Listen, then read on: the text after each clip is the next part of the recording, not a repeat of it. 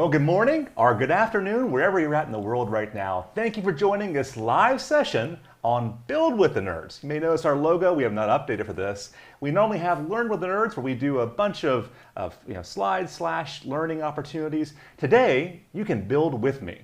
And I'm joined today with Andrew Perez. We're going to be discussing all about building an autonomous agent. So Andrew, you want to introduce yourself real quick also? Yes, absolutely. Hello and good morning, ladies and gentlemen, or good afternoon or good evening from wherever you are watching from. Thank you all so much for joining us today for our Build with the Nerds session. As Brian said, I'm Andrew Perez. I'm one of the trainers here at Pragmatic Works.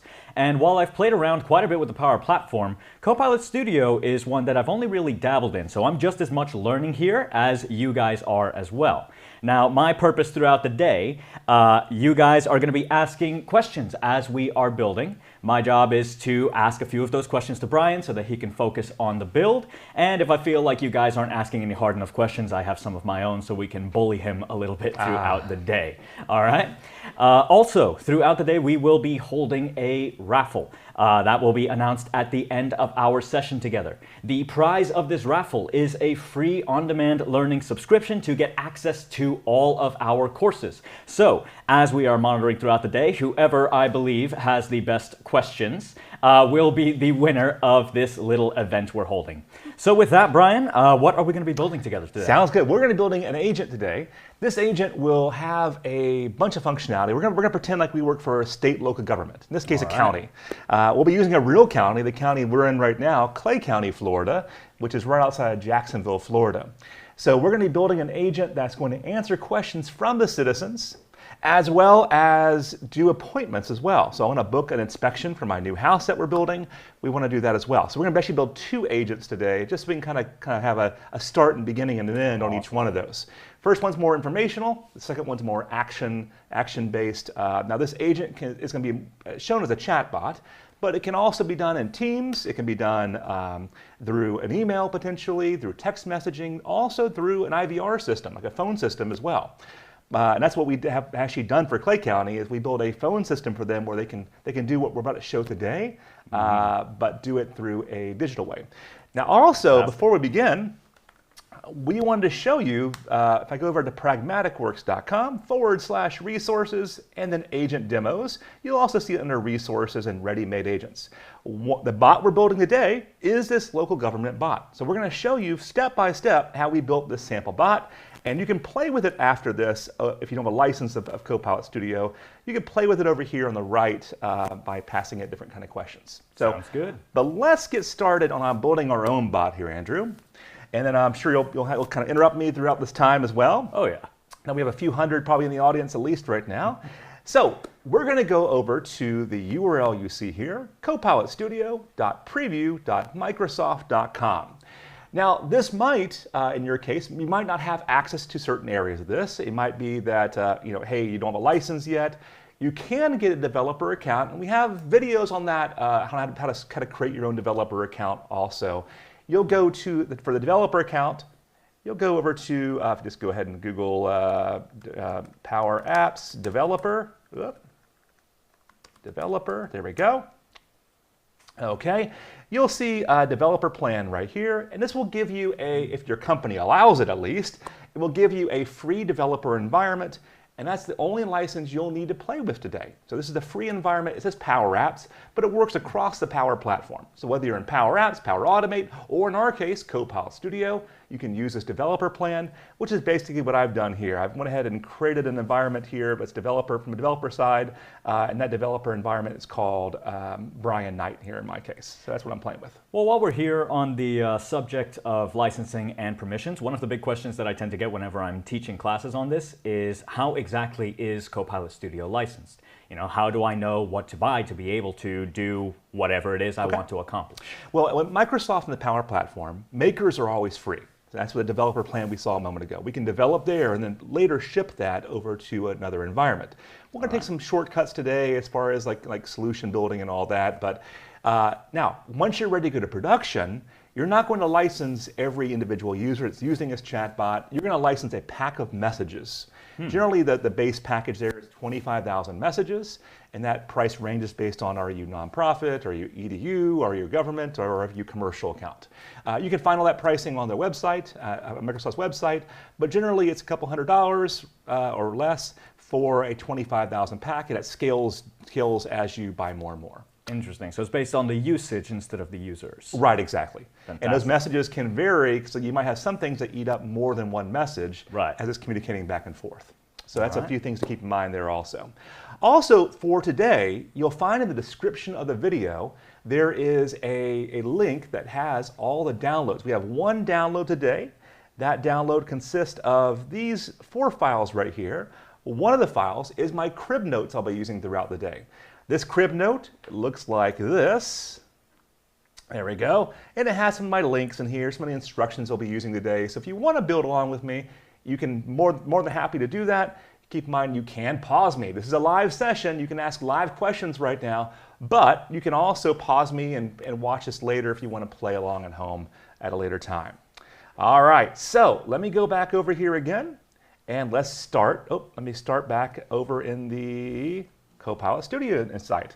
Now again, I am in the Brian Knight environment here, my developer environment. My resolution is a little bit low right now, so you can't see the environment listing, but you would see over here would be a drop-down box, and it would have the list of environments. Just make sure you pick the developer environment or one that you have a little more rights to, and it may prompt you for a few questions as you do this, like, hey, are you sure you want to?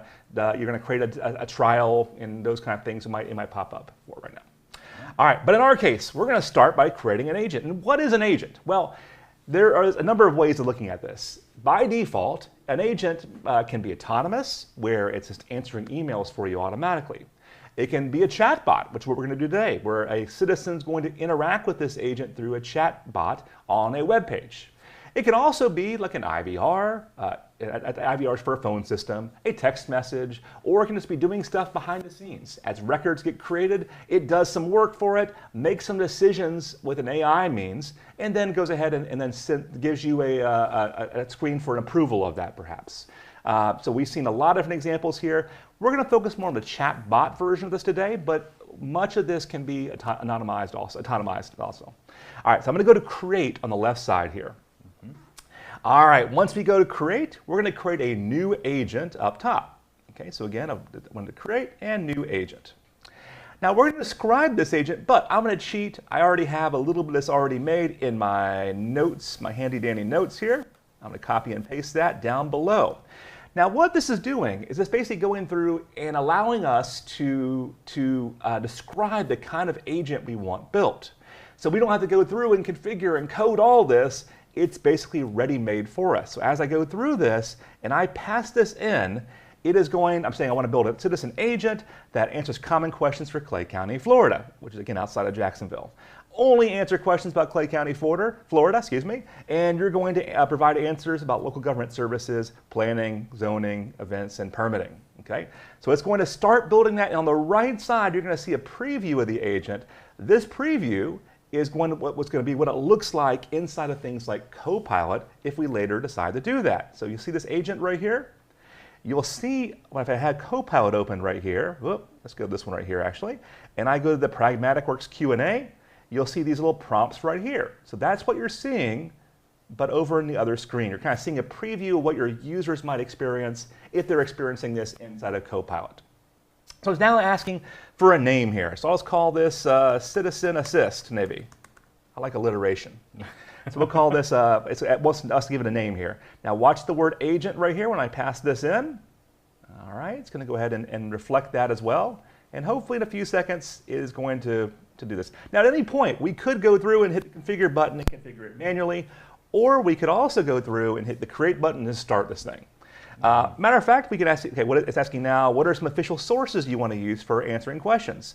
Let's use, and I'm going to go ahead and pop the website in. It's for those at home. It is www.claycountygov.com. Now, as we're passing this in, here's another big question that I tend to get in my Copilot Studio courses. Most chatbots nowadays have the ability to search the web and find information. where would you decide to add in your own personal websites, your own info sources, over just letting the chatbot go nuts on Google by itself? Well, and that's what's happening here, where we're using Clay County Gov to answer a lot of our more pressing questions, things that are more about, hey, when's the next meeting? Those kind of things. When is the next, like a schedule, for example, calendar, and those kind of things. But we have a whole bunch of PDFs that you see in that folder that we have here. These 3 PDFs are 1,000 pages of code and all this boring stuff that we have to upload also. So we have to have our both. Now we can only at this time upload our point to 5 different websites. So we have to be very selective and very careful about when we use websites. You know, 'cause we only get a certain amount of them. It can also, at this time, now it might change, go through X number of links down, two folder structures down. So we have to be very, kind of selective about how we do that. All right. So let's go back. I have these 3 files here also. Let's get those in there, actually, because the files are going to take a while to consume here. So to start with, I've got my base here, and it's asking more questions about what else it's going to do. I'm just going to hit the Create button to start it off here. All right, and Teams is being chatty right now here, but I need it open for other reasons here in a moment, unfortunately. All right, so, because we're going to actually bring this into Teams in a moment here. All right, so now with this done, we're going to review all this stuff in a moment here. You'll see it's actually creating right now. It says it's not available until it's still finishing setting up. So it's going to go through and set up, but we're seeing kind of a preview on the right of what my bot is going to look like, what my agent's going to look like, and it allows us to kind of debug this. We can also see we're using ChatGPT 4 right now, 4.0. However, we can change that with the ellipsis button. Our bot has been created. Here's the instructions that'll be used. We can do lots more on those instructions. We'll see that in a moment. And you can see our Clay County Gov as our first knowledge source. I'm going to go ahead and hit this, go to my Knowledge tab, or hit this right here. I'm going to go to my Knowledge tab up top, and we're going to add those 3 files. To do that, I'll hit Add Knowledge. Again, so I went to my Knowledge tab. Let me go back there one more time here. So my bot, I get a green light saying I'm ready to go on this. So I have a green bar. I'm going to go to my Knowledge tab and hit Add Knowledge. Now in my case, you can see there's SharePoint sites. There's things like AI Foundry can be interacted with AI search here. In my case, though, I'm just going to drag these 3 files that you see here, these PDFs, over into this little pane right here. You can also upload them individually if you want. Now, V does have a good question in the chat here, which is, can we use XLXS files as a knowledge source? Absolutely can use that. So we're actually, this one of these PDFs was originally an Excel source. I should have used that. It's actually, I'll actually show that in a moment here. You can see what it looks like. Now, it's asking for a name and description also of these. That's a great question from that person. That was from V, you said? V Tandon. Not sure what V stands for, but no worries. I like it. I like it. Now you'll see there's descriptions on these as well, and like the land use code here. If you wanted to, you can kind of copy and paste these out of my crib notes into this. There's my code right here for land code and use. This basically is going to allow the bot to choose the right one. So signage regulation. That might be important later. So let's go ahead and do sign regulation. There's one on impact fees. So I'll put schedule of impact fees. So not important right for this because we kind of have things scripted right now. But all right, for those who don't know, impact fees are tax that you pay when you build property. So I'm going to hit Add Agent, but let me show you that impact fee just to kind of answer V's question a little more thorough here. All right, so if I click on this one file right here, comprehensive impact fees, as you can see, this is definitely an Excel spreadsheet at its source here, and it's showing like a breakdown of fees and where those fees are going to, and then based on what size of a unit. So it is structured data. It is very structured. That data could be in SQL Server. It could be in it could be in ServiceNow, or in our case, it's in a PDF document. But when you hit Add Knowledge here, and you don't have to do this here, this is just the easy sources, but there's also advanced sources here also, where you can get things like Snowflake and SQL Server and Oracle and all sorts of goodies that you can point to, and they're adding more all the time here. So there's our SQL Server one right here. There's another fantastic question here from Tushar, real quick. Let me go ahead and pop that up, asking, when we are using these copilots, how do we make sure that the agent does not break any security compliances if they go beyond our internet to access other sites? We're going to show that in a moment. Yes, absolutely. We're actually, and that's the problem we have right now. Right now on the right here, I could ask questions about building that itinerary for my trip to Spain potentially. So we're gonna limit that down in a moment here. So we'll show you that. I did limit my instructions. That was the biggest piece here. So if I go over here and ask it questions like that, it will limit that, but we can get even more limiting as well. Now you'll see these files here are taking a while to load, and these are hundreds and hundreds and hundreds, about 1,000 pages of stuff inside of here, of all this boring code that nobody, even the coding guys, can't answer sometimes unless they're geniuses. So in our case here, as it does this, it's going to be our genius for us. Now we could look at a given data source like this right here and mark it as an official source, which is going to update my instructions to say this came from an official source. So you'll notice that when I hit Update Instructions, in the Overview tab now, it's going to list that as a definitive source. So right here, if I hit Edit right now, you'll see that, it should actually have it in instructions. I'm not seeing it right now, but it actually asked me to do it, so it must be there. Now, at this point, we can start to ask questions of our data. So we have some problems. We're going to fix those problems, don't worry. But you have officially built your first bot in just a few minutes here. Now this is a little bit of it's a little bit 5 minutes to wow here, but we can do a lot better, of course. But let's ask some basic questions now. Let's say, when is the next, I'm going to abbreviate this as Board of County Commission meeting. BCC has an abbreviation for that, meeting. So when is the next meeting here? All right, sounds good. So as this goes through, it will give me hopefully an agenda there. Now we can actually trace this and see how is it getting the answer also. We'll show that in a moment. So here is the meeting. I can see where it got the meeting from. Okay, and I can say what's on the agenda. Okay. Oh, and I misspelled agenda there. We'll see how it does. There's an accent in there too. I don't know how you got that. Oh. Is that an accent? It sure is. I think that is an accent. Yeah, there we go. All right, so as you can see, it got a very middling answer from that because of my spelling there, and I think it's my accent there also. So anyways, we have some issues here. We also saw up top here that it says, hello, I'm a Clay Assist, yada, yada, yada. Next, try me with more knowledge, and a very uncharacteristic question here, right? So we need to kind of get it to be a little bit more concise here and answer questions a little better. Now you can still see our knowledge sources are still working here, so it's going to give us some a little less than optimal answers. These knowledge sources do take about 20 to 30 minutes to add, just a heads up, because it is indexing that thoroughly here. But let's talk about how we can influence this right here. Now, before we do that though, let's kind of show what we're looking at here in this Designer Studio. So first of all, we've been in the Overview tab mostly, and we also show the knowledge sources here in Knowledge. Knowledge is all the private stuff that you want to bring in to bear for this bot. We can isolate it and say your world only consists of knowledge that you're seeing right here. We can put boxes around it and blinders around it, which is kind of what we did in the instructions. We also have tools. Now we're going to show tools in a moment here. Tools are where we can tell it, here's how you create an appointment. Here's how you look for availability slots for my inspectors. Here's how you add a record. And when the agent finds it appropriate, it can call one of these tools and then go ahead and go to town and actually use all the work that you've done there. These tools can be things like a prompt. It could be, as a load of them here, like creating a PDF perhaps. So for these little pieces of knowledge that you can use. You can also create these tools on the left side and use them across a number of bots.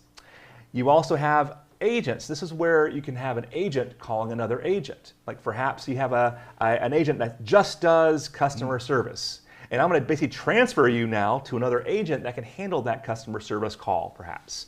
We started answering questions about meetings and inspections. Now you want to go ahead and escalate to a customer service agent potentially. So you can have agents calling agents. Topics are where we can look at what you see on the right here. How is it communicating? Occasionally, you may want to focus it on a certain area.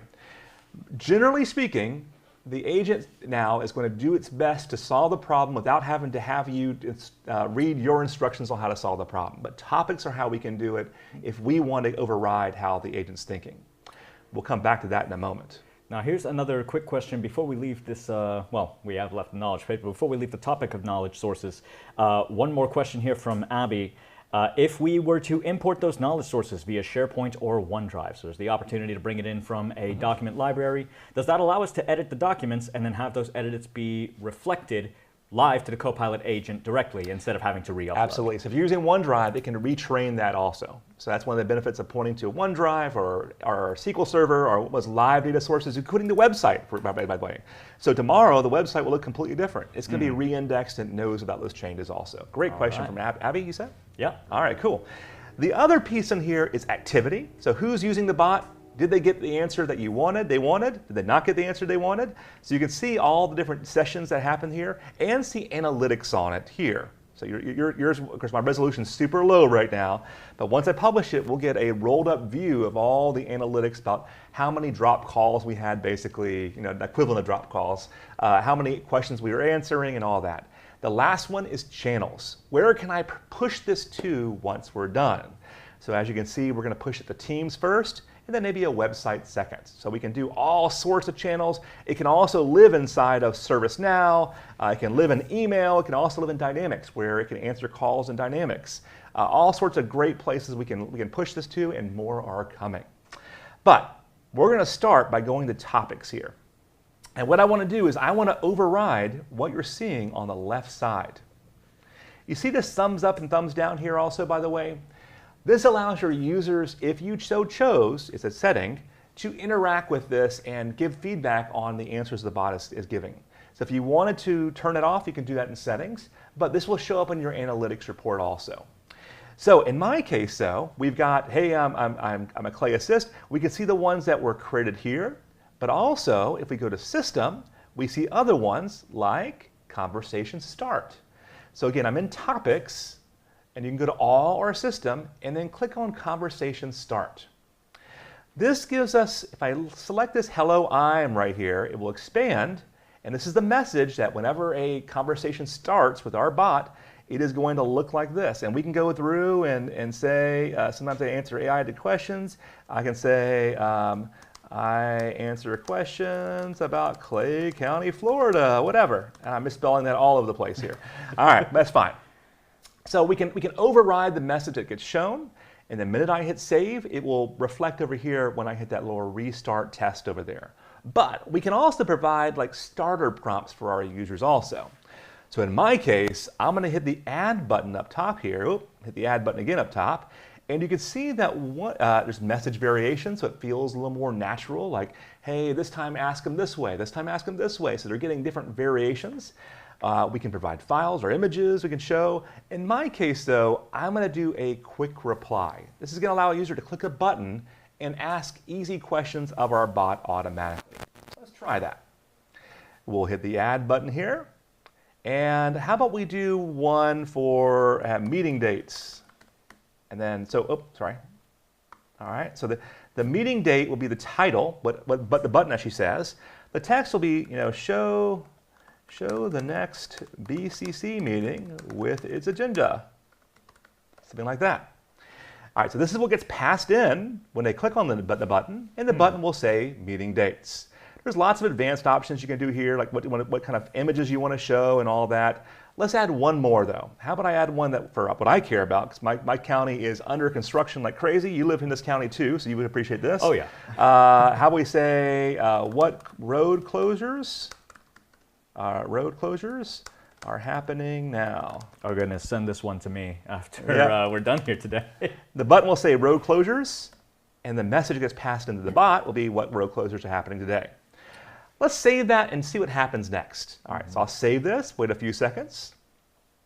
After I save this, I'm going to go ahead and hit the little restart button here. There we go. Okay, I'm getting rid of that green bar there. And we can see there's my meeting date. There's a little message that we have. And if I hit road closures, so you can see what road closures happening now. It's going to comb the website there, hopefully. And we can actually see where it finds the information below. So it's not only going to give us the information, there it goes, and believe it or not, there is a Sesame Street in my county, in Middleburg, actually. You live in Middleburg, you know that? Yeah. They're getting some, they're going from dirt to paving, so Oscar the Grouch is going to be very, very happy now. And there's actually a link right here. We can see the newsroom here where it's a very recent article. It time boxed it actually, August 30th to the 5th. So it time boxed all the road closures right there. So it knows this is a valid article for one more day.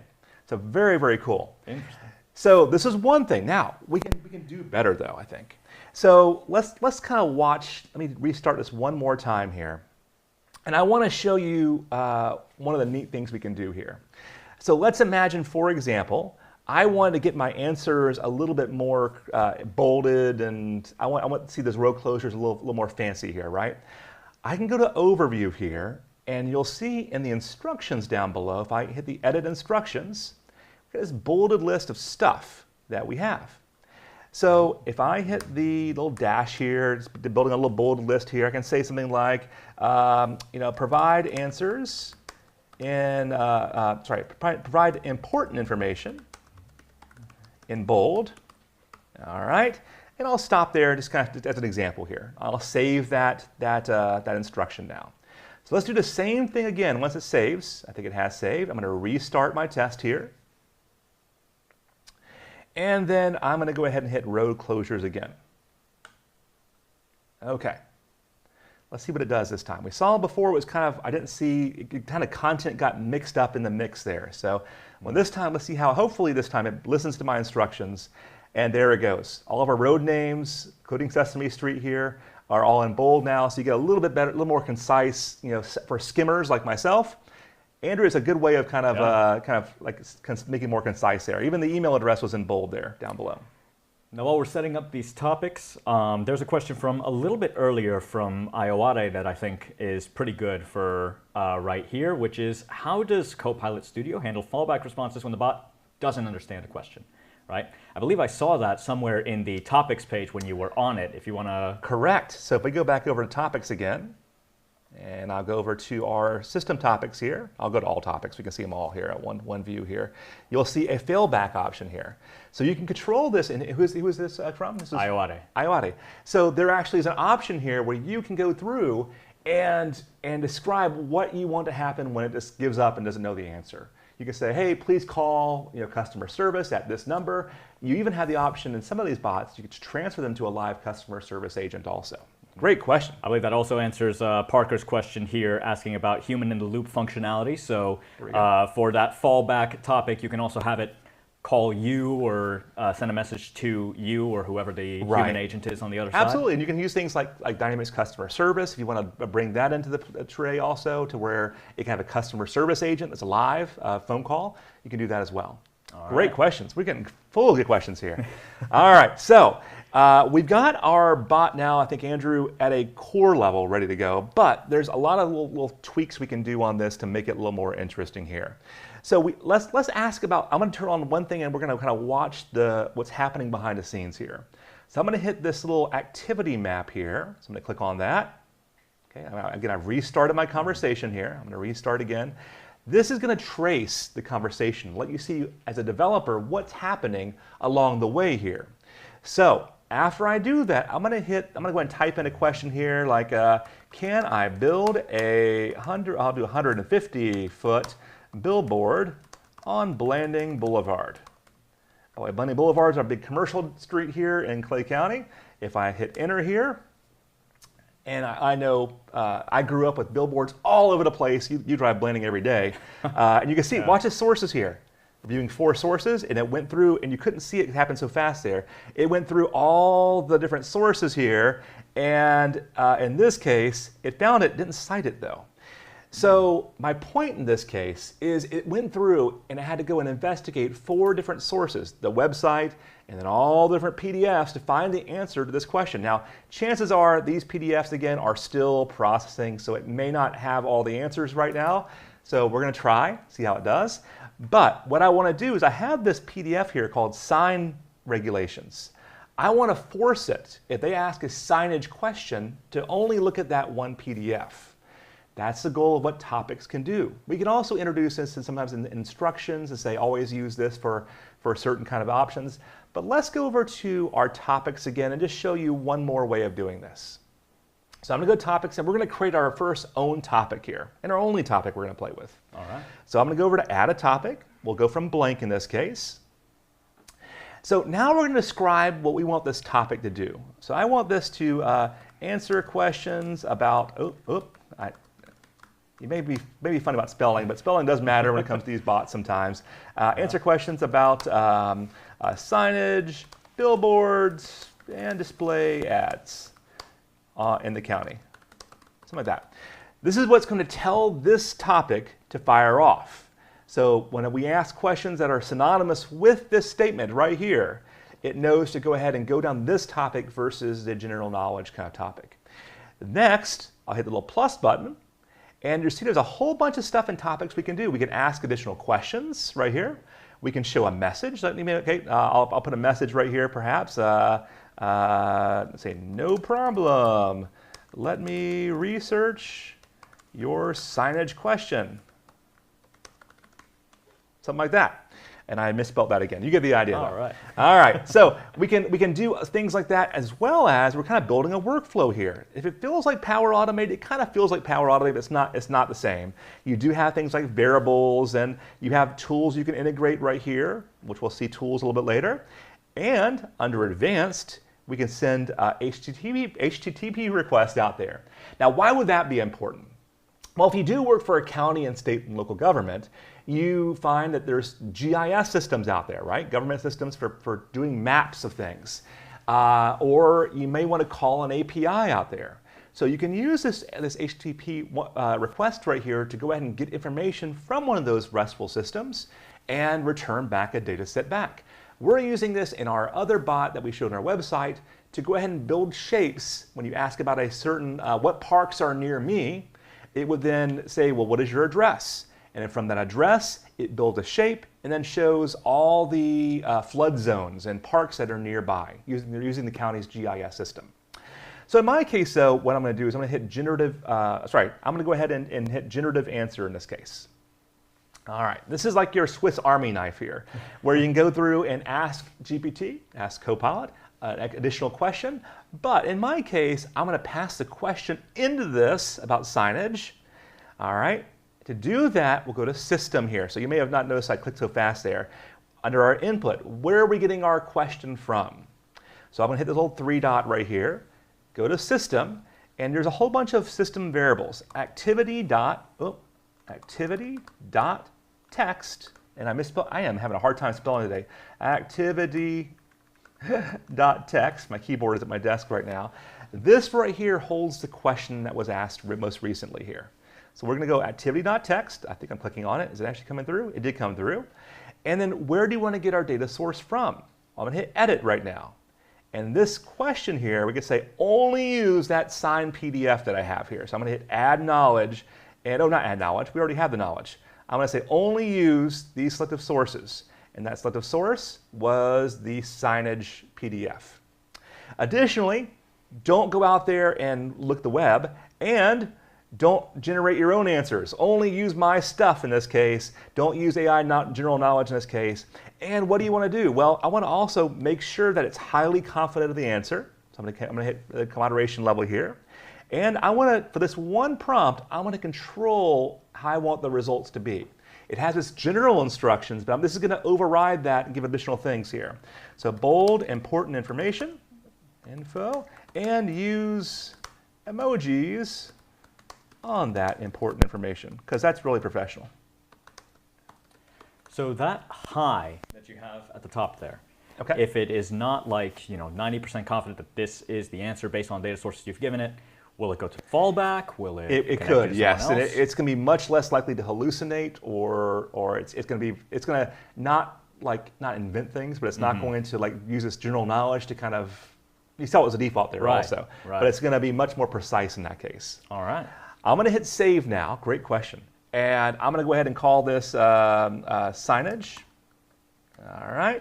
But your goal in any kind of agent you're building with Copilot Studio is not to have a whole lot of topics. You want these to be like your superpower for certain things, right?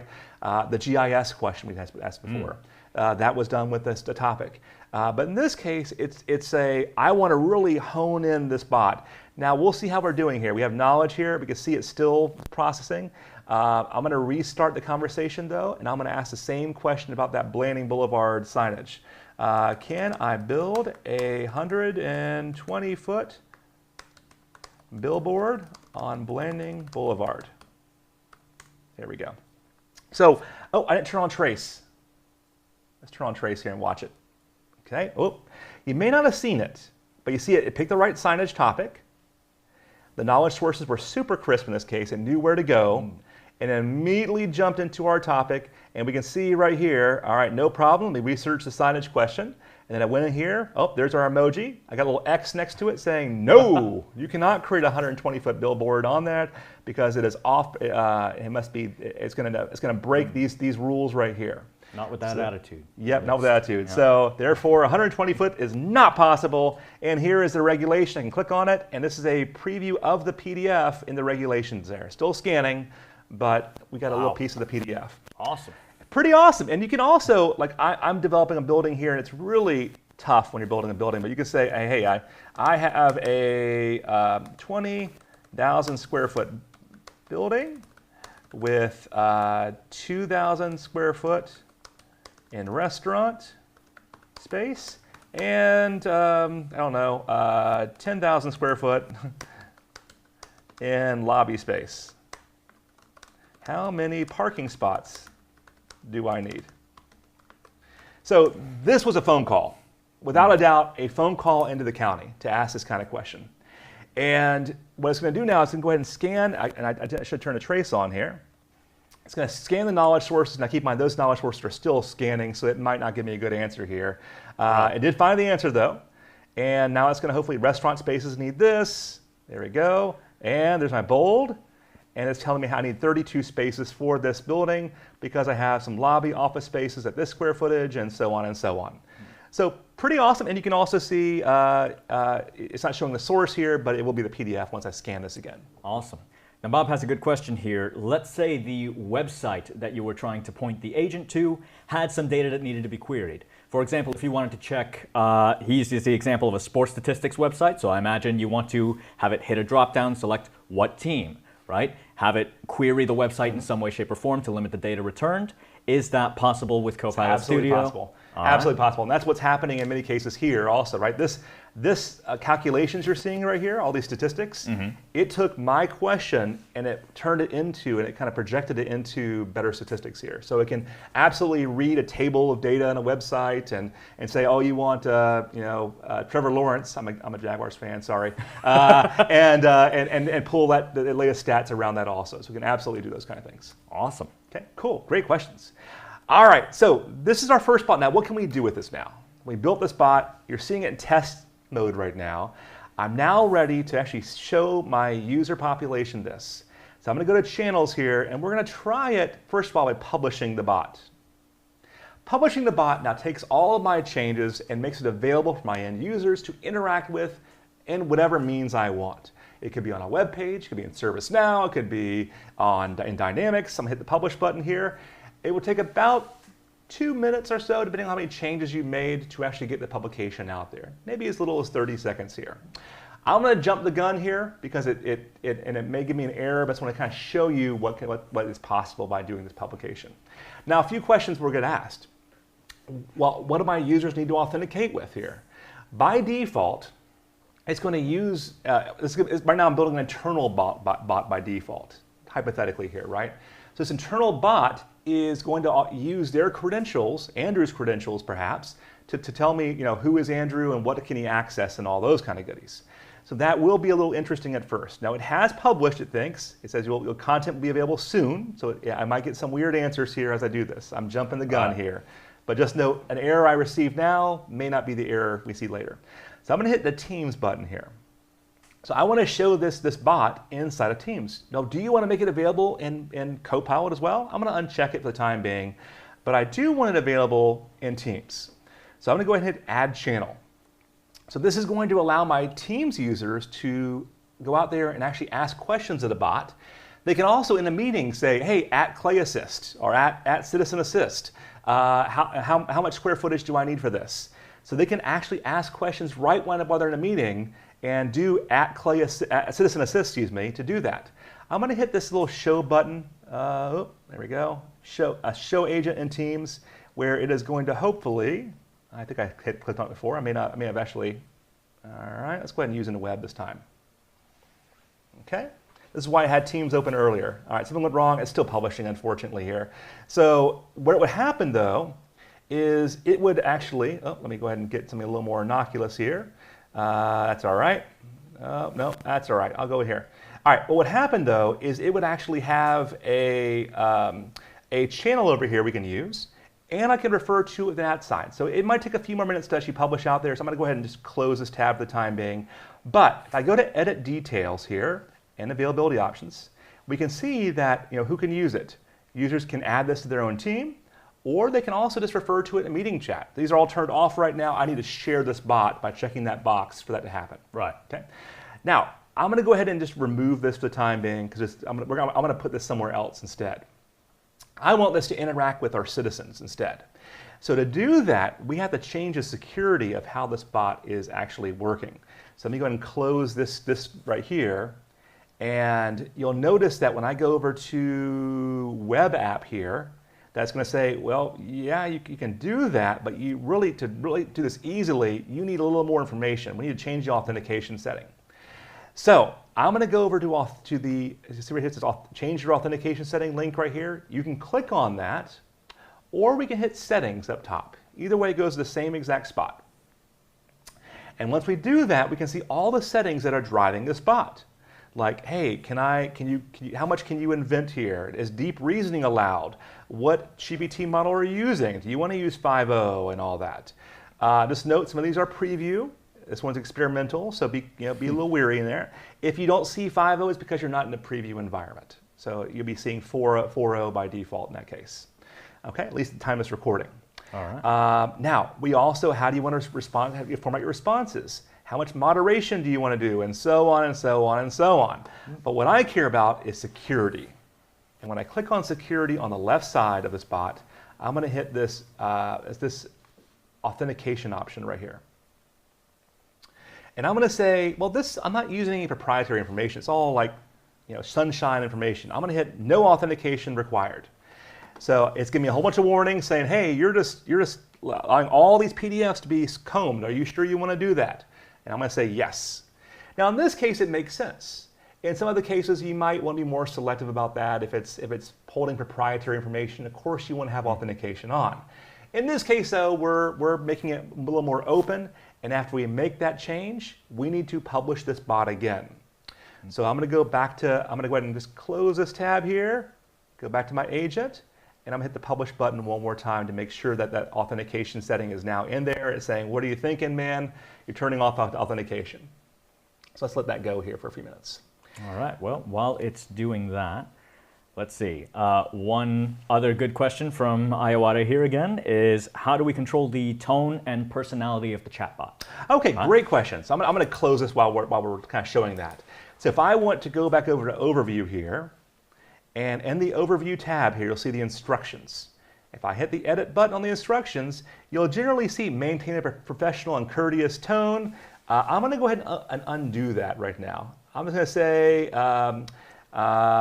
use the tone of a disgruntled teenager. And use lots of emojis. Oh, this will be fun. All right, so we'll see. I have many teenagers at home right now. 2 of them at home right now. 2 are out in college now. So let's go ahead and save this. Now again, I have not published it yet, so I need to publish it again now that we made that change. Right. But we can test it over here on the right here. But I'll go ahead and publish it in the background while we're talking about other stuff here. I hit the publish button, and I'll close this while it's publishing. But to test this now, I hit the little refresh button right here. Okay. It also can be multilingual, by the way, also. So we can have this, if they type a Spanish word, we can then flip. We have some friends from Venezuela here. We can flip that into a Spanish conversation. That's what we're doing in one of our other bots also. So if I go over here and say road closures, hopefully now we'll get a little more disgruntled teenager. We'll see how it comes back with now. See. Okay, now, while this is kind of doing its thing here, I'm going to go, oh, there it goes. Okay. Row closures again. Oh, goodness. That is awesome. All right, still closed. So don't even bother trying to get through here. That's the most well-informed teenager I've ever seen. Yeah. Like every Friday, if you want the latest updates, like every Friday, I just I hear the dripping of sarcasm in their voice here, and it really, I'll be honest, Andrew, it's triggering me right now. Yeah. If you have teenagers at need a break? home, you can appreciate this tone of voice right now. My apologies for triggering you also.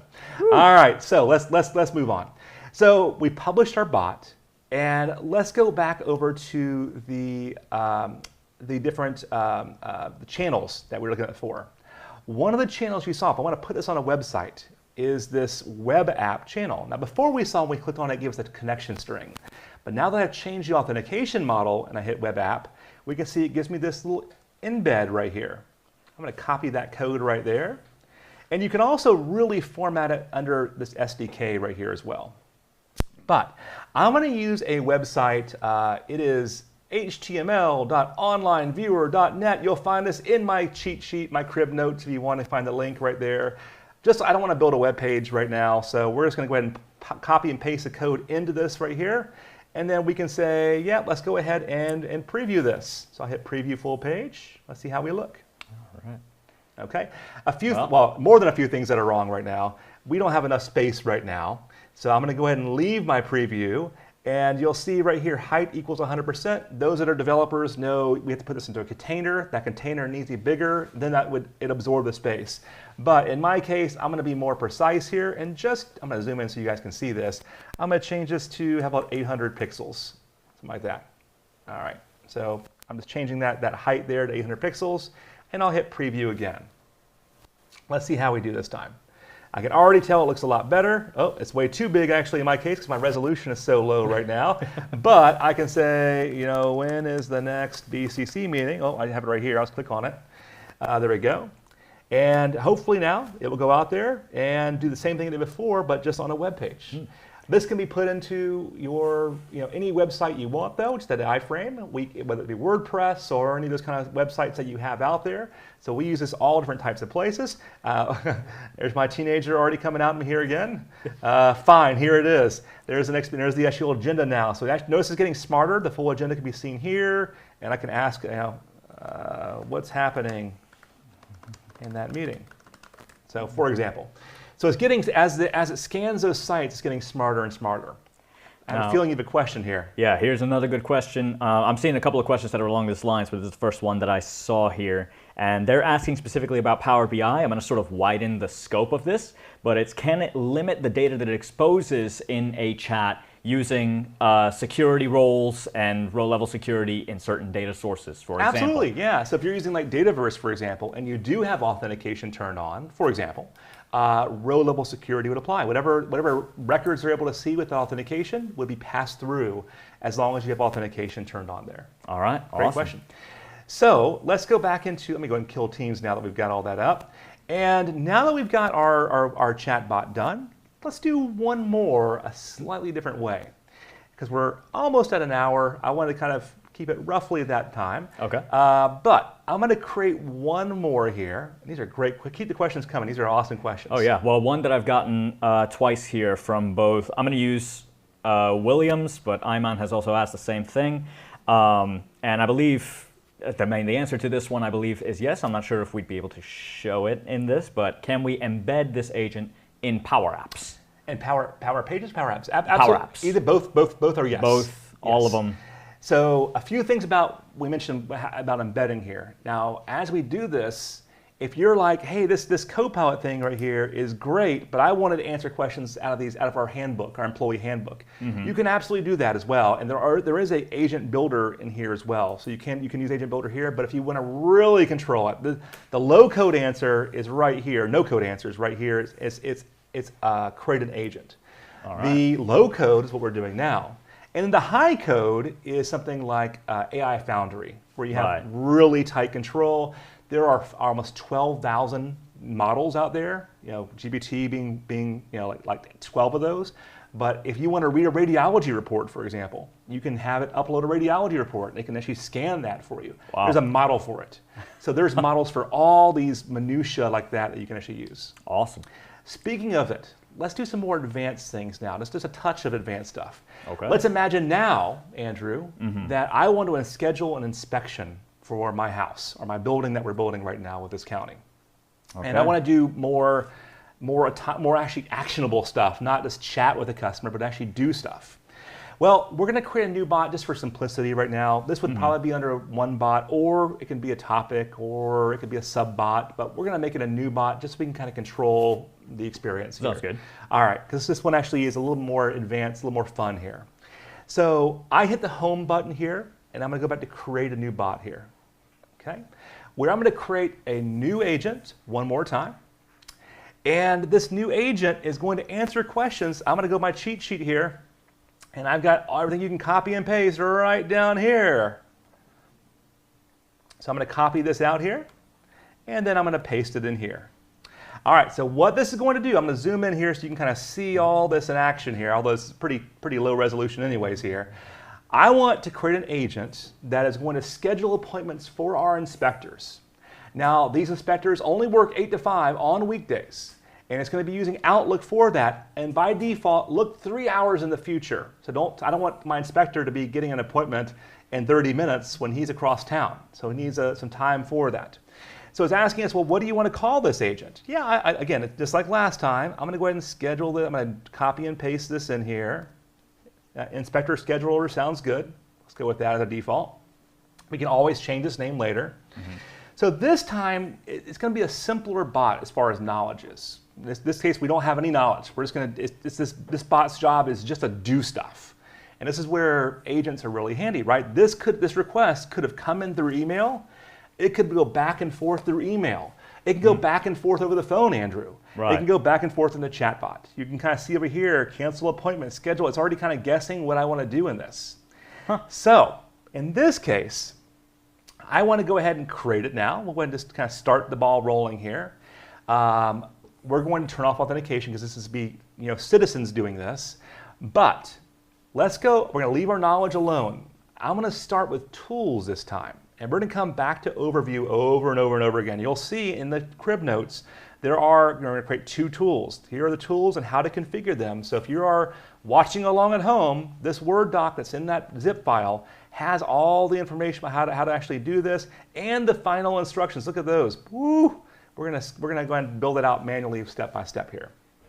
But our goal, again, with these build the nerds is get your hands super dirty here. So let's start by going to tools this time. And we're going to build a tool here. I'm going to hit this add tool. It's going to give me a whole bunch of options here. It's reading my instructions to find out what suggestions it thinks. It chose poorly here. That's okay. I'm going to go ahead and say Outlook as my category of tools. And here are all the tools I can do inside of Outlook. Now, excuse me, there's this new tool here called let me zoom in here, MCP Server. Now, this is how agents can talk to other agents. Microsoft has an agent out there called Meeting Management. And it's quite a bit different than like an API, for example. I mean, it's basically wrapping an API. But it self-describes. It chooses which path to go autonomously for you. So it's much smarter than what an API is. An API, you have to know, Andrew, as the developer. Right. I need these calls. I need to authenticate this way. I need to pass in this payload. I need to go into this, and it does all that. You have to do that work manually. In this case, it chooses the path for you. So MCP is a new term, not new that new anymore, but basically for agents calling agents. So let's go ahead and select this one and see what happens next. Now, in your case, it might have to create a connection. So if you see connection and it's not there, go ahead and create a new connection when you see that button, and that will take a few minutes to create.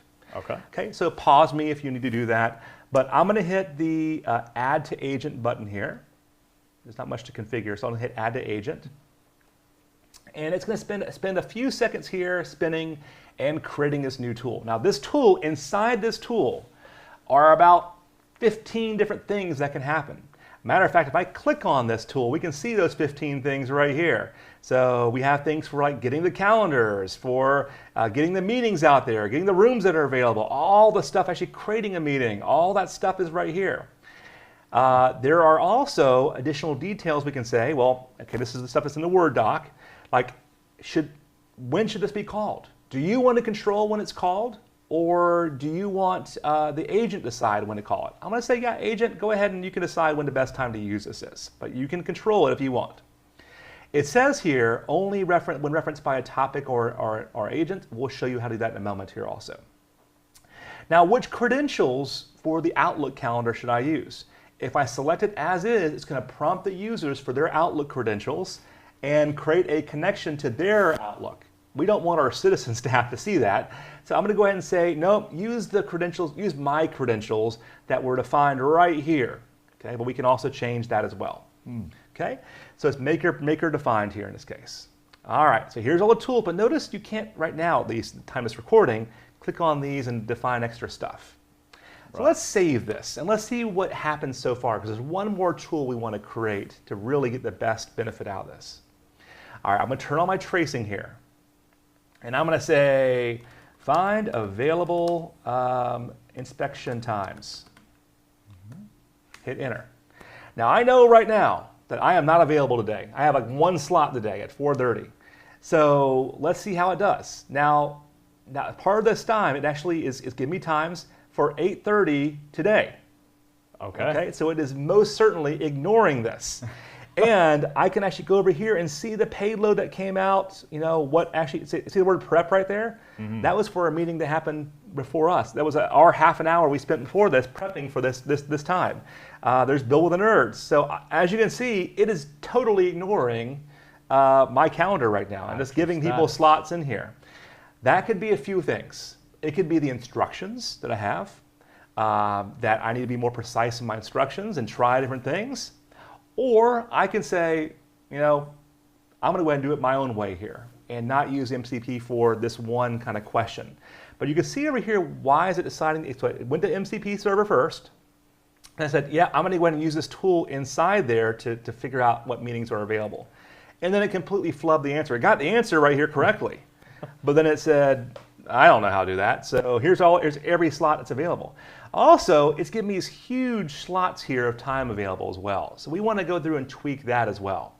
So let's start with the tool first. So let's add one more tool. It's in the Word doc as well. I'm going to go to add a tool one more time. And again, I'm going to select the Outlook button. Now again, how I got here is I went to Tools up top, and then I hit Add a Tool. I'm going to scroll down and select Outlook again. This time, what I'm looking for is, I'm looking for find available time, I think find meeting times right here, V2. I'll select that, find meeting times V2. And again, I'm going to go ahead and add and configure this time. So we'll do a little bit more configuration this time. Right. Okay. All right, the MCP stuff is very, very new, and it can be a little bit challenging sometimes, put it that way. So sometimes you have to just take a sledgehammer out and say, I'm going to do this myself. And that's what we're doing right now. So for this tool, again, it's going to use my stuff here. Notice this one has inputs that are a little bit more precise. The other one just had inputs with session.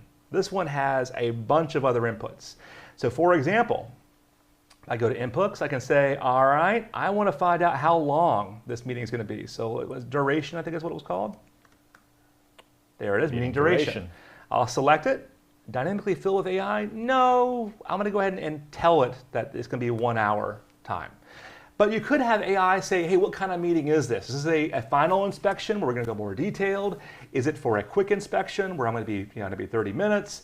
And then have it fill in the gap from that. We'll see what that looks like in a moment here, actually. Let's do one more.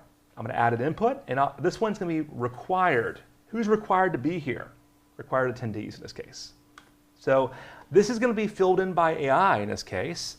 The AI is going to ask, hey, who are you, first of all? And based on who you are, it's going to then send the invite over to you. So we'll customize this now. And as I customize this, we can see, all right, well, what's the description of this? It's a list of attendees. And I'm going to go over to advanced here. All right, now when I go to advanced, I'm going to prompt the user. So I'm going to check that. It's going to prompt the user for the answer here. How do you want to prompt them? So I'm going to go ahead and hit, yep, customize the prompt. And let's say, hey, to send you an invite for your inspection, please provide your email address. Something like that. All right, so that'll be the question it's going to ask the user now before it does it. All right, so now, and we can see it's going to repeat the question. If they don't ask it, it's going to repeat it twice here. But we can also say repeat it 12 times and prompt them different ways until you finally get their email address. Now say it doesn't. Say it repeats twice, still doesn't get the answer. Are you going to fallback? Go into fallback at that time, yep. Or it can go to fallback if you want. So I'm going to save this now. So we've configured it in such a way to where now it should work, but I don't like the way it's showing my data yet, and I also want to force it to use that tool that we just created. So to do that, I'm going to go to Overview and kind of force it down this path here. So again, you'll see the instructions right here. I'm going to edit those instructions. Again, the full instructions for this are right here. You'll see them right here. So I'm going to do a few things here. I'm going to put a dash, and we'll say, yeah, book all meetings in East Coast time, or whatever your time zone is a choice. And I'm going to say, to find available slots, available times, use /. Now the / here, if I have a resolution right here, will show you all the tools and topics that are available to you. The MCP one is not available right here yet, but it will at some point I'm sure it will show up here. But I'll say find meeting times. There we go. So I can force it to use that one topic here. So if you don't put that in there, it'll still use the tool, but based on its own judgment? Based on its own judgment. Got it. Right. And then now I can say, all right, well, what else do I want to do here? Let me get rid of that. Something went wrong. All right, so I can go ahead and say other things like, how about all appointments should be 1 hour? All right, something like that. I thought I closed my Teams, but I must not have. Oh, there it is. Let me close it. Well, that's not going to close it. That's all right. And I can keep on going. We can also, again, you can copy and paste. Just note that one piece. Oh, I like this one also. Let's name each meeting inspection visit maybe. And this one right here is important too. Use the calendar, the default calendar link for the inspector. So I'm going to paste both of these in as well. I'm going to zoom in closer so you can see this. So I'm going to name the meeting actually that comes out as inspection visit. And it does need a calendar ID because people can have multiple calendars in Outlook. So I'm going to tell it to use the calendar called calendar, which is the default calendar for me in this case. Okay, so hopefully it will follow these instructions. Let's go ahead and save it. And, you know what? I like the one more thing here also. I'm going to do one more thing. I like my, I want to provide a user an easy way of selecting one of these. So I'll say provide available times as a numbered list for the user to select from. Something like that instead. I think it'll need a little cleaner. We can also turn, if a topic, we can turn these into buttons they can click on. So if they're on a phone, they can tap them. It can also be read to them, so voice control here as well. Let's go ahead and reset this again. Go to trace mode, and we're almost done. We'll answer some questions for some while as well here. Okay. And I'm not going to bother with my topic up here about conversation start, but I'll just say, find available times for scheduling and inspection, and hit enter. Now you'll notice here MCP kicked off first, but then it said, I'm going to go ahead and find the meeting times, V2. So it heard me at first that I want to do something, but as it evaluated that, it said, nope. And now it says, okay, to do this, I really need your email address also. All right, so let's go ahead and do my email address. All right, perfect. There it goes. Now allow. All right, this is where I made a mistake. So let's reset this one more time. So this is one piece that in your notes, your crib notes, I did not make a mistake. Now what do you think it is in the chat window? So why is it asking me to share my calendar with this bot? So I'm going to go ahead and disregard this. I'm going to reset this. If you said the configuration of the tool, you'd be correct. So I'm going to go back to Tools, go to my Find a Meeting, and then right here under Additional Details, there was credentials to use. We covered this once, but I didn't do it here. I'm going to use the maker provided credentials instead. That's what's causing it to prompt me to me as a user to give it my credentials. Right. All right, so I'm going to save this again. All right, hopefully it's saved now. And let's go ahead and I'm going to trace it, and I'm going to reset it. Okay, so here it goes again. I'll say I need an inspection time. Oh, and I misspelled that. That's okay. It's smart enough to recognize that. Find meeting times. There we go. All right, provide my email address. Let's see if we get past that issue this time. At least I can spell my email address. All right. Oh, look at that. Let's see the slotting there. It put my email address as a required attendee. 1 hour for the slot, so it recognized that. Here are my times that are available, and it actually got my 4:30 slot available. So it recognized that I am available. Let's do the slot tomorrow here. Tomorrow at 9:30 here. So I'll say 2. There we go. Again, those could be buttons also. All right, there it goes. What time zone should I be in? Oh, well, it didn't follow that direction, did it? Let's do EST. Well, it followed the direction of showing you the meetings in that time. That's why in the notes I provided, I actually had one more bullet that says always book times in EST. I phrased it in such a way where it did it right. Now you're seeing here, it's actually creating the meeting right now, and you might see it run twice here. The first one, if I kind of trace this, you'll see it actually, EST, did it actually do it? Okay, hopefully it did it. We'll see in a moment here. You'll see it actually popped in EST into here. And then there's an error that occurred that's saying time zone EST is not valid. So we can kind of debug this. I'm not using the official Outlook. Right. It's not EST, it's something else. I forgot what it is. But but then down here, it actually fixed it. It booked it Zulu time, and then our GMT time, and then it went back, but it did 5 hours. So it actually did the correct way here, and we can see it's complete. So I should have sent a notice at the end of that saying, congratulations, your meeting is available. But by theory now, if I were to go back here and look at my Friday, all right, okay, what time did I book that? I think you picked the September 5th. There it is, inspection visit. There we go. There it is. So there's my inspection visit right there. And we can go open up that meeting here and actually see, okay, that I'm the required attendee because I'm actually sent it to me in this case. Right. So it did all the work we were hoping to do. So as far as, that's why I kept my Outlook open this entire time. All right. Now, our tweak, the challenge we'll have to do is we'll have to come back to this inspection here and tweak this in such a way to where we can get it to stop asking about EST. So this right here, East Coast time, it didn't recognize that as, I bet you though if we changed it. Eastern Standard Time. Yes, and if we actually, you'll see there's a bullet right here, book all meetings in. If I kind of tweak this a little bit, it will eventually get it right. So that's the line of code there we want to tweak. All right. So awesome. Awesome. Wow. So in an hour and 10 minutes now, Andrew, we've gone through and actually created a few bots here. One to do some actionable stuff, and one to give information. Now, again, this could have been one bot also, and it probably would, in an ideal world, be one bot. Right.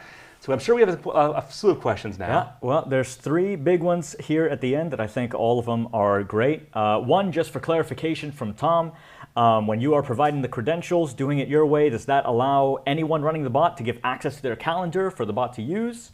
If you set it to end user credentials and they hit allow, it's going to their calendar? Yeah, so it's going to be using the connector's calendar. So BNight in this case calendar. Right. Or inspector at claycountygov.com or whatever, right? It would use that. We could have also used bookings as a tool and used it to kind of find a variable slot for doing like a round robin, said what this team of inspectors who's available right now. So Maker provided can allow you to create things on other calendars by prompting that bot. Well, that was a required attendee. The required attendee, right. Because if I actually put you as a required attendee, I bet you right now, if I go back over here again, and so find inspection slots, I'm going to get an invite because I'm the sender, and then you're going to get the invite because you are Andrew Perez, Perez at pragmaticworks.com. There we go. I hope I spelled that correctly. Yep. So now this time you'll see that my slot, my 10:30 slot is now gone. Let's go ahead and do one for today. So as it does this, and I didn't fix my EST thing issue this time, but we'll see how it handles it this time. You're going to get an invite as a required attendee, and then I'll have an invite for that 3 slot. That was at 4:30. So this time our meeting will look a little bit different now. Okay, there we go. So this time I actually said I scheduled it successfully. Okay, perfect. All So right. we tuned it a little bit there. And then that was you got an invite? Yeah, I got the invite. There we go. And there's my, what time My was it? calendar for tomorrow, 4:30. 4:30. There it is, inspection visit. And if I open this up, we'll see this time that Andrew is actually the required attendee. So that's why we did the way we built it. The second big one that, I'm losing it. Where is it? Let's see. So there's one here from Parker. I'm going to take the second, basically half of this message, because Parker's wanting to build an agent that operates on a platform that's not a current channel. How do you keep up on the functionality that Microsoft's adding to Copilot Studio? What would be the best places to look? Yeah, so we do these webinars all the time. We also we have 30 classes on AI we're about to release on our on-demand platform. Matter of fact, we have a sale right now. It's about a second here as well. But if you go over to channels here, if you're a pro developer, you'll find there is a native app you can use. You can use their blog. This stuff changes. Like I started building this out, Parker, like last week, and this morning they changed stuff this morning. So it's always changing. We update our classes on our on-demand platform literally monthly in some cases for these things. But the Microsoft blog, we have a blog also. We show what's latest and greatest this month as well. And if you're a subscriber of on-demand platform, you'll see updated classes out there all the time. Matter of fact, for this month only, we have a promo code also, Andrew. So here we go. It is Build 25 for, actually it gives a little bit more than half off our on-demand platform right now. So if you use Build 25 for a year, it gives you the year of all of our classes, hundreds of classes, including the 30 more we have on our whiteboard right now for AI and 30 more on Power Platform. There's a whole bunch of classes out there right now. All right. One last question here. This one I find as useful as I do find it amusing, because there was a recent news story about this one. But you have to be somewhat careful with the instructions you give the agent, says SS. I can foresee 2,000 calendar appointments being sent to 3,000 people with my name attached. There was a recent news story about Taco Bell apparently implementing AI in their drive-thru, and someone ordered 17,000 waters or something along those lines, and it just kind of accepted it.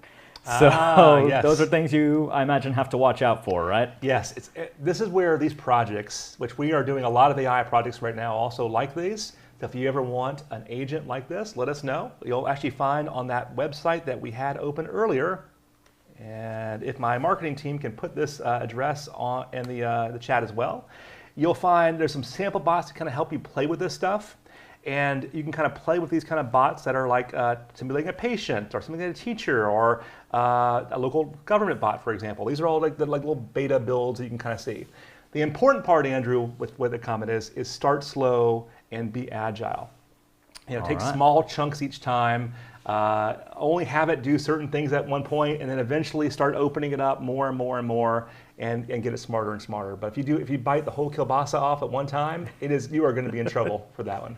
You're going to have 17,000 waters ordered, and somebody will. Right. That reminds me of the time that Amazon first launched. They accepted negative quantities, so they would give refunds to people when they first launched their Amazon.com website.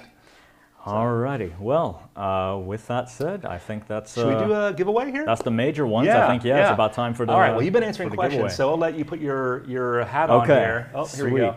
Do I do? Oh goodness. Yeah. It's your giveaway hat. I was dreading it, seeing it there. I can't put on a construction hat for the life of me.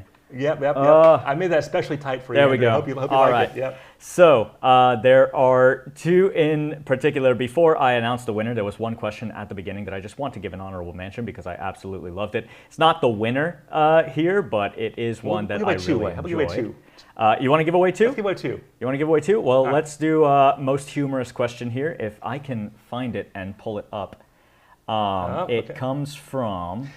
Now, if Andrew's about to list your name, please go out there and copy your profile for YouTube so we know, and email marketing@pragmaticworks. We know that this name is actually you. Here we go. All right, there we go. This is my favorite question of the day. So they win one award for humor here.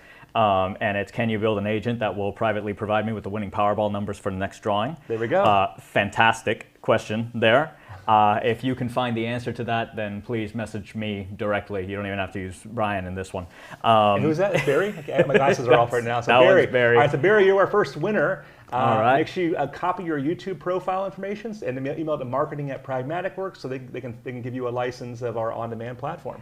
But the second winner here, let me get this question off the screen. I'm having just as much hard of a time finding it. I wanted to mark it. So the second major person who I think asked the best questions throughout this course, congratulations, Ayawade Mustafa. You will be Sweet. the other winner of our ODL, free ODL subscription here. Awesome, and let's put that promo code up one more time as well. So if you weren't one of the winners, you can still win. It's more than 50% off this month. I think it's a good amount off right now. The promo code of BUILD25 off your yearly subscription of our on-demand platform for this month only. So the promo code expires at the end of the month. And if you ever want us to schedule a meeting with us, you'll find on the webpage right here to schedule a brainstorming session. So again, I got here under resources and then ready-made agents, and we're adding more all the time. There's a scheduling brainstorm session on each of these little bots here. If you want to kind of brainstorm with us how to implement bots inside of your own environment, we have a whole bunch of services that can help you in that. We can either teach you how to do it, or we can build it for you. Thanks so much for joining us. And Andrew, thank you for doing questions in the background there. Thanks for our production staff behind the camera right now. Jason, thank you so much. And speaking of which, I'm thinking of just a little while here, you have a Learn with the Nerds about AI Builder. What are you going to cover in that real quick? That I do. So that'll be the other little tool, the little implementation of AI that Microsoft has provided, that is AI Builder. I love AI Builder. And the really cool tool that we will be covering in that Learn with the Nerds session is going to be what are called generative prompts, where you can basically create your own custom actions using AI prompting inside Power Automate. So instead of searching through connectors and trying to see if there's something that might accomplish what it is you would want, you can leverage that AI to be able to sort of expand the scope of your flow, to enhance your flow a little bit so that it can make decisions a little bit better. So that'll be something that hopefully will be a very enjoyable session. I definitely look forward to it. I can't feel my brain with this thing on. Cool. So well, if we have over 1,000 people in that session, we'll make him wear that hat the entire time. Oh no! So that AI builder he's covering is a Swiss Army knife for a Power Automate or Power Apps developer or a Copilot Studio developer. So thank you so much for joining us today. Again, we can build it for you, or you can learn with us at pragmaticworks.com. Have a great day. Thank you. Thank you.